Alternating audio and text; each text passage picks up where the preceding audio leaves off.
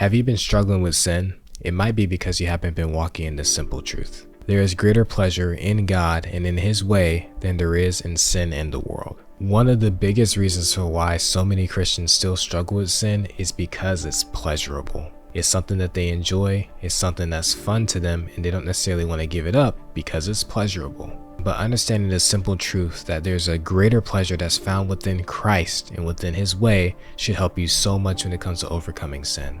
Because now that you should realize that the other option, being God rather than sin, is actually better than sin. Sometimes as human beings we have issue with aligning with God because we don't understand how or why He is better, or we just don't know that God is better than the things in which we've been experiencing. But at least in terms of pleasure, the scriptures tell us that in God's presence there is fullness of joy, and in His right hand there are pleasures forevermore. And in Christ and in His way there are greater pleasures than you'll ever find within sin in the world. And recognizing and understanding that simple truth should help you so much when it comes to fighting and overcoming sin. Because then you can begin to sit there and say to yourself, why should I settle for this temporary pleasure when there's something greater that God is offering me? And most people, when they're offered something better, they're going to go towards the better thing than the temporary thing that's not as good. Because what God offers you is eternal, what sin offers you is temporary. What God offers you will fully satisfy you, what sin offers you is going to leave you temporarily satiated. There's a greater pleasure that's found within Christ, and we as Christians should strive for. And understanding that truth might be the little nudge that you need to help you to overcome habitual sin.